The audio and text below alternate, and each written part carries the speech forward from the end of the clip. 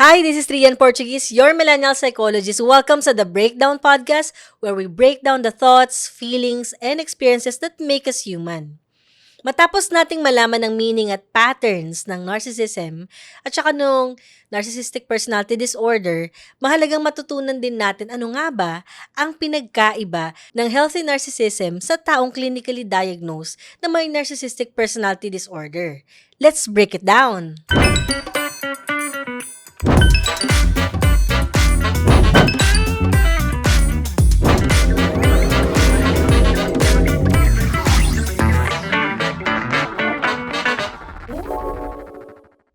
Sa title, ginamit natin ang narcissistic person kesa sa narcissist, no? Bakit? Kasi gusto natin na i-acknowledge na tao sila na may toxic set of personality traits. And at the same time, pagpapakita din na ito ay descriptor or parang adjective na nagde-describe doon sa na-mention natin pwedeng toxic. At saka sinasabi din natin na hindi permanent ito sa isang tao.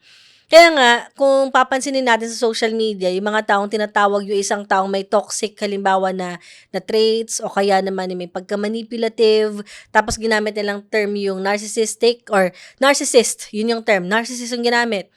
Nakaka-insulto siya at saka medyo pathologizing siya, no? Sinasabi na kaagad dun sa isang tao na parang wala kang karapatang magbago or hindi ka na magbabago.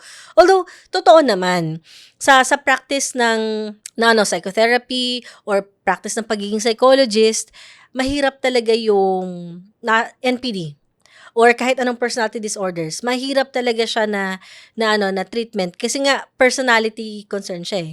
Kapag i-describe natin yung personality, relatively permanent traits, blah blah blah, ang haba ng definition nun. Pero ibig sabihin, mahaba na talaga yung mismong pattern na yun, na-develop na yun dun sa tao na yun, lalo pa halimbawa kung adult na siya. So, yung pag-unlearn at saka yung pag-unpack ng mga issues dun sa tao na yun, kailangan talaga ng matinding trabaho. So, relatively permanent pero medyo nakaka-offend din naman kapag sinasabi nating narcissist kagad yung isang tao, lalo pat hindi naman natin alam yung buong storya o kaya naman hindi naman talaga narcissist, 'di ba? So minsan pinaka-safe talagang gamitin natin na term ay pwedeng narcissistic person. 'Di ba? O kaya naman pinaka-simple na lang na gawin natin, pwede natin i-describe yung isang tao na toxic. Pwede natin i-describe na manipulative. I-describe kung ano yung behavior na pinapakita nila. Kaysa magbato-bato tayo ng mga specific terms sa psychological sa isang tao na hindi naman natin talaga lubusang kilala. O kaya naman, wala tayong enough na information kung ano ba yung magde-describe sa pagkatao nila o kaya naman sa sa pinapakita nila sa atin, di ba? So, in short, ganun siya.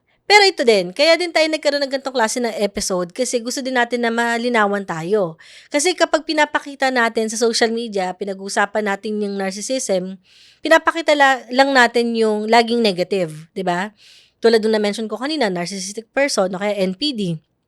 Pero hindi natin napag-uusapan na meron din pala ang tinatawag na healthy narcissism. 'Di ba? O wag niyo naman sabihin baka unahan ko na kayo. Nako, mamaya sinasabi mo ng healthy narcissism kasi gusto mo i-romanticize na, alam mo yun, yung mga sinasabi na ibang tao. Hindi, sa psychology, meron talagang healthy narcissism. Actually, kahit sa bata pa nga meron pa kaming theory of personality niyan kay Heinz Kohut. Hindi ko na ile-lecture yun sa inyo. Meron, no? Kaya sinasabi ko lang. So, healthy narcissism, at some point, tayo din naman, meron tayong mga pangangailangan na gusto natin na maging proud yung mga taong mahalaga sa atin.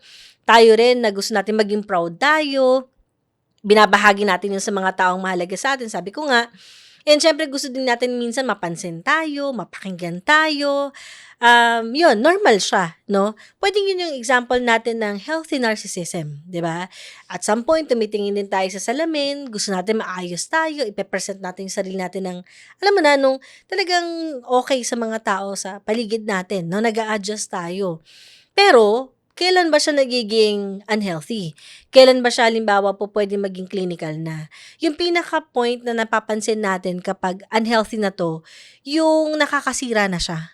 Nakakasira na siya ng relationship, nakakasira na siya sa ibang tao, or nakakahatak na. Kasi meron na pala siyang tinatawag na hindi lang impairment, kundi distress, no? Yung negative stress. Pwede rin dangerous na. Ganyan, tulad dun sa previous episode, balikan nyo yun kung paano natin dinescribe, ganun yun. Puwedeng maging unhealthy at some point kapag naging rigid, 'di ba? Rigid, hindi na siya parang nagbabago, paulit-ulit na yung pattern na hindi na nakakabuti dun sa kapwa niya, sa sarili niya, dahil dun sa ginagawa niya. So, meron tayong healthy narcissism, meron din tayo yung yung hindi healthy, okey. Ano ba yung narcissistic personality disorder? So, ito yung mental health condition na kabilang sa cluster B ng personality disorders 'no. Ito yung mga taong nilalarawan na may dramatic, emotional o kaya naman erratic na behavior. Yung core pattern nila ay meron silang grandiosity. Ito yung parang from the word na grandiosity na parang enggrande, lubos-lubos 'no, pagiging sobra, ganyan. Makikita mo yun sa kanila kung paano sila mag-behave. And at the same time, need for admiration. Hindi 'to yung simple na parang maging proud ka lang sa kanila ha. Ito yung gusto nila parang sasambahin mo na sila. Alam mo yun? Marinig nila kailangan marinig nila 'to ng paulit-ulit, ganyan. And of course, nandito din yung lack of empathy. Hindi lang siya yung parang mababa yung empathy 'no, lack of empathy talaga. Minsan nga dine-describe na 'to ng walang remorse 'no, mababa yung pakikipagkapwa, ganyan. Mapapansin insensitive. Siyempre bukod dun sa mga na-mention kong core features, may iba pa yan na mga symptoms and signs. So, hindi ko na yun mababanggit kasi baka mamaya mag-self-diagnose kayo o kaya naman i-diagnose ninyo yung mga tao sa paligid ninyo. Ang point lang, kung bakit nagka-create tayo ng ganitong klase ng episode, kasi gusto natin kahit papano na maintindihan ano yung healthy. At hindi porket nakikita natin isang tao hindi natin kasundo, kasi halimbawa, mahangin, ayan, mayabang, 'di ba? Ang daming pinagpo-post sa social media, sasabihin mo kaagad, narcissistic 'to kasi ang yabang-yabang niya. Masyado niyang binubuhat yung sarili niya, 'di ba? Sa social media, nagbubuhat ng sariling bangko. May mga taong gano'n talaga sila, pero hindi necessarily na sila ay may narcissistic personality disorder. So, ibig sabihin, hindi dapat natin binabato kaagad yung mga words na yun kung san-san lang. Kasi kung minsan, nagiging masyadong mababaw o kaya naman pinapalabnaw nito yung mga taong nakakaranas nun na kailangan talaga ng treatment. Although in reality talaga, mahirap din talaga siyang, ma-workout kasi yung mga taong may NPD kung minsan hindi sila lumalapit din talaga sa psychologist kasi nafi-feel nila na wala silang nako-cause na distress. O kasi sila yun, eh. Hindi katulad ng mga may depression o kaya naman may anxiety, nararamdaman nila yung distress sa sarili nila, paano naapektuhan yung buhay nila. Pero 'pag personality disorder kasi tulad ng NPD, para sa kanila, okey sila. Nandun nga yung grandiosity, 'di ba? Nandun nga yung lack of empathy. So, minsan ang hirap nilang pumunta sa psychologist kasi okey para sa kanila yun. Kahit sa totoo hindi naman 'no, hindi hindi lang talaga nila maramdaman pero yung mga tao sa paligid nila damang-dama kung ano yung issue sa kanila 'no. So, pero going back, kailangan importante na alam mo yun, inaalam pa rin natin kung ano yung proper. So, na-mention ko kanina, importante na dinidescribe lang natin kung ano yung na-observe natin na behavior para naman hindi tayo pathologizing o kaya naman gamit lang ng gamit ng mga salita kahit hindi naman siya applicable. So, meron tayong mga specific criteria kasi na ginagamit doon, no? So, importante na inaalam lang natin yung kahit core features. Kung feeling natin may makakilala tayong ganito, pwede natin siguro kausapin, i-communicate yung na-observe natin para naman if ever, 'di ba, alamin nila sa sarili nila, baka naman sila mag-ask ng help din eventually. So, ano pang pupuwede nating gawin 'no, kung sakali naman, ma-notice natin na yung isang tao na 'to, na-identify natin hindi talaga healthy, ayan. Miss Rhea, hindi talaga healthy 'tong tao na 'to, na-describe ko na. Kahit hindi siya narcissistic personality disorder, hindi siya healthy. Wala na akong oras para malaman kung may NPD siya o wala, pero naaapektuhan na ako dito sa tao na 'to. So, anong gagawin ko? So, okey lang din 'yan kasi di-discuss din natin 'no. Ano ba yung puwedeng gawin kung sakali yung tao na 'to ay merong toxic at manipulative na behavior, paano ba natin ipo-protect yung sarili natin sa kanya? So, unang-una na dito ay siyempre importante kino-communicate pa rin natin dun sa tao na yun kahit pa hindi kayo nagkakasundo, 'di ba? Importante yung mga tough conversations para kahit papaano mag-improve yung relationship ninyo, especially kung meron kayong connection, kapamilya o kaya, kaibigan, puwede rin namang partner. Communicate mo sa kanya kung ano nafi-feel mo, ano yung nagagawa niya sa'yo, anong impact nito sa'yo. So, malinaw, dine-describe mo yung impact nung mismong behavior niya. Hindi mo sinasabi dito sa tao na 'to, "Alam mo, narcissistic ka." So, sinasabi mo, "Alam mo, nung ginagawa mo 'to, naapektuhan ako. So, ganito ko siya nararamdaman." 'Pag sinabi mo kasi directly dun sa tao na yun, narcissist ka, nandun na yung judgment at yung tendency instead na mas makinig siya sa'yo, mafe-feel niya kaagad na dedepensahan niya yung sarili niya, wala nang mangyayari dun sa mismong pag-uusap ninyo. Magiging defensive na lang siya all throughout. So, kung sasabihin mo sa kanya na, "Nung ginawa mo 'to, ito yung naramdaman ko." Anong ibig sabihin nun sa'yo? Gano'n, 'di ba at least nagkakaroon ka ng pagkakataon na malaman, o nga 'no, baka wala sa awareness na 'yun o kaya naman baka hindi naman niya intention 'yun. So, nagkakaroon siya ng pagkakataon na mag-reflect and at some point puwedeng umamin kung sakaling nagkamali siya. Pero kapag nandun na kaagad yung insults, nandun na kaagad yung judgment, hindi na talaga nagiging maayos yung communication, hindi na siya gano'n ka-open. So, pangalawa, puwede nating gawin yung pagiging assertive 'no, at mag-stand kung sino talaga tayo. Ang mahirap kasi kapag yung isang tao ay talagang manipulative, yung gamit nga ng marami sa atin ay gaslighter. Ito na yung kasi may emotional manipulation na puwedeng gamitin naman talaga yung gaslighting na dun. Um, Magaling sila na i-convince ka na ikaw yung mali. Oo, para maabsuwelto sila dun sa mismong problemang ginawa nila, 'no? Pero kapag assertive ka at kilala mo yung sarili mo, nado-document mo kung kailan siya gumagawa ng ganitong klaseng bagay o kaya naman malinaw sa'yo kung papaano ka naaapektuhan, every time na binabalik mo yun sa kanya, naiintindihan niya na, "Hindi ko 'to kaya," 'no? Hindi ko siya ma-manipulate, 'no? Kasi hindi siya nalilito. So, importante maging assertive ka at mag-stand ka kung saan ka. At siyempre, kung pakiramdam mo naman, nagsa-stand ka naman, nako-communicate mo naman, hindi talaga pinapakinggan, ang importante nasasabi mo. At hindi ka mabilis na nama-manipulate, 'no? Puwede mo nang gawin dito yung pangatlo nating tip, yung tinatawag na gray rock method. Ito talaga ginagamit 'tong method na 'to sa mga taong ano, may NPD. Kasi sila nga yung mga type of people na may dramatic, 'di ba, erratic behavior tulad ng sabi ko. So, meron silang ine-extract sa'yo na specific na response. Gustong-gusto nila ng drama, gustong-gusto nila na meron kayong gano'ng klase ng pagtatalo, 'di ba?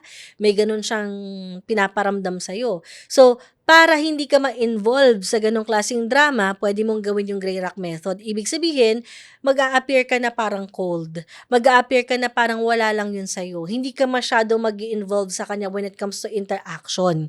Kasi kapag nag-involve ka pa, pupuwedeng mas yun, maapektuhan ka lalo, 'di ba? At the same time, pupuwedeng magkaroon siya ng feeling na, meron akong way para makontrol ko 'tong tao na 'to. So, dapat limited lang yung interaction sa kanya.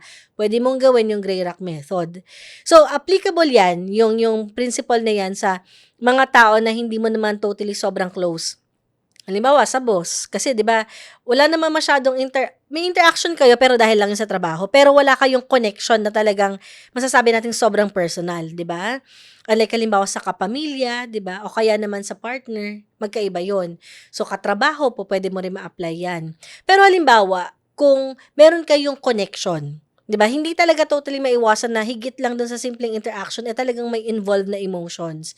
Ano yung pupuwede nating gawin? Halimbawa, family member, 'di ba? Ano pupuwede mong gawin? So, bukod sa gray rock method, puwede mong i-apply yung yellow rock method. Kasi hindi mo talaga totally ma-apply yung yung totally hindi ka makikipag-usap. Kasi ma-o-observe nung tao na yun na may nagbago sa kanya. Bakit bigla na lang siya nagkakaroon ng cold responses sa'kin, 'di ba? Silent treatment ba 'to? Mas lalong pupuwedeng magalit siya sa'yo, 'di ba? So, para maiwasan yung gano'ng klaseng response from that person, puwede yung yellow rock method na tinatawag. Yung meron kang, interaction sa kanya tapos sinusubukan mo lang na, alam mo yun, ibigay yung interaction na, kahit papaano nagiging polite ka sa kanya o kaya sabihin nating civil, gano'n. Maipakita mo lang na marunong ka makisama. Parang somehow matapos na yung usapan, gano'n. Pero at least alam mo sa loob mo na ginagawa mo yun kasi gusto mo ng peace of mind, gusto mong ma-protect yung sarili mo at saka ayaw mo nang maubos yung energy mo alam mo yung pakikipagtalo sa kanya. So, common yan na nangyari, puwedeng i-apply sa family member na hindi mo laging kasundo. 'Di ba sa family minsan may taong lagi mong kaaway, hindi naman puwede lagi kayo nagtatalo, 'di ba, kasi nakakabingi din yun sa mga taong nakakarinig tsaka sa'yo na din made-drain ka. So, puwede yung yellow rock method para matapos lang. Kausapin mo lang, Yun na yun. So, wala nang iba pang gagawin or sasabihin kasi every time na may sasabihin ka, mas lalong hahaba usapan, magtatalo lang kayo. So, yellow rock method ang tawag dyan, ha? Oo. So, next is, pwede rin yung tatawag natin na firewalling. So, yung firewalling, dito, sinusubukan natin, di ba, parang firewall, pinoprotect mo yung sarili mo. Hindi ka nag-overshare sa kanya. Ang pinoprotect mo dito yung future mo, yung mga plans mo. So, hindi mo sinasabi dun sa tao na yun kung ano ba talagang mga plano mo sa buhay. Halimbawa, katrabaho, di ba? Meron kang mga katrabaho dyan, halimbawa na may malaman tungkol sa'yo, gagamitin yun against you. 'Di ba? Minsan, bakit hindi pala natutuloy yung mga plano mo? Kasi napagkukwentuhan mo pala, may ginagamit, oh. Tapos, pwedeng kaya napupurnada, hindi natutuloy. Kasi nga, may ginagawa sila. So, para matuloy yung mga plano mo, hindi mo sinishare dun sa mga tao na yun, fina-firewall mo na siya. Kunwari, tinanong ko, saan ka napupunta? Kasi, ano ba, kasi gusto mo na mag-resign, halimbawa, pero hindi mo naman sinasabi. O kaya, aware lang sila na parang gusto mo na mag-resign, di ba? O tapos, hindi mo kukwento yun sa kanila kasi kapag kwento mo, baka mapurnada na naman di na naman matuloy. So, pinoprotect mo na yung sarili mo. Sa totoo lang, nakapag-interview ka na pala, nasa final offer na pala. Tapos, malalaman na lang nila, kapag nandun ka na, di ba? O kaya naman, paalis ka na pala. So, tuloy na siya. Firewall, parang ganun siya. Hindi mo ino-overshare yung mga information na pwedeng magamit ng mga tao tungkol sa'yo. Lalong-lalo pa, yung mga tao ay very toxic o kaya manipulative. I-firewall mo yan. Pwede ka lang mag-share ng mga information na kung ano lang yung pwedeng palagay mo hindi naman ganun ka-harmful para sa'yo. 'Di ba? O kaya naman yun lang, simple interaction lang kung ano lang dapat. Oo. At syempre, importante din dito, meron ka dapat na social and emotional support. Ayan. So, samahan mo yung mga taong pinipili ka. Baka mamaya naman kasi, focus ka lang ng focus dun sa taong talagang nanggigilaiti ka, di ba? Naaasar ka, pero nakakalimutan mo, may mga taong marami nagmamahal sa'yo. Iisang tao lang pala yung laging naninira ng araw mo, di ba? Pero may mga tao pala na nakikinig sa'yo, nakikipagkwentuhan, kahit papano. Dun ka mag-focus, di ba? Establish mo, strengthen mo yung emotional and social support na meron ka. Oo, para hindi naman lagi nauubos yung energy mo na ibabalik mo din. At masasabi mo sa sarili mo, naku, itong tao na 'to na sumisira ng araw ko, itong toxic na 'to, isa lang naman siya. Marami pa rin mga tao naniniwala sa akin at talagang iniintindi ako. 'Di ba? At syempre yung pinakahuli pa din, kung sakali naman sobrang tagal na ng pakikipag-interact mo, talagang toxic talaga 'tong tao na 'to, nasira na halos yung mental health mo sa kanya, pwede kang lumapit sa mental health professional. Kasi importante talaga na mapa-check natin yung sarili natin kasi mamaya hindi natin alam, may mga nakukuha pala tayong patterns sa kanila at unaware tayo, yun na yun, naging bahagi na rin natin, nagiging toxic na din pala tayo. So, importante na nagkakaroon pa rin tayo ng self-reflection. Pero ito, bibigyan ko kayo ng isang tip lang. The mere fact na nakakapag-reflect ka, kung sakali nakikinig ka ngayon na nandito ka, tapos minsan napapatanong ka sa sarili mo na, hala, toxic na ba ako? Hala, may mga nagagawa ba akong ganito? The mere fact na nagtatanong kayo ng mga ganyang bagay sa sarili ninyo, hindi ka ganun ka-toxic. Kasi yung mga totoong talagang toxic, no? At saka, pwedeng nagkukos ng distress sa iba, hindi na nila tinatanong yun madalas. So, kung nakakapag-reflect ka pa ng ganyan, ibig sabihin may mga kaya kang gawin kasi natatanong mo sa sarili mo, no? So, pero syempre hindi naman ibig sabihin na natatanong mo yun na hindi ka na automatically nakaka-apekto sa ibang tao. Meron pa rin naman yun for sure. Pero at least masasabi natin na meron kang pag-asa. Kasi nandun yung self-awareness sa'yo na pwede kang magbago. Kasi nakikita mo pa rin kung saan ka nagkukulang. At ibig sabihin, meron kang po pwedeng ma-improve. Ayan. So, kung sakali na itong episode na to ay nag-resonate sa'yo at na-feel mo na nakarelate ka talaga, pwedeng-pwede mo rin itong i-share sa mga taong mahalaga sa inyo, baka kasi makarelate din sila at baka matulungan din sila. At wag mo din kalimutan, pwede ka rin mag-comment, pwede ka mag-react, pwede ka mag-iwan ng question din sa ating social media platforms. Baka pwede rin kitang gawa ng episode na connected din sa'yo. So, until our next breakdown! This is Crossroads Media.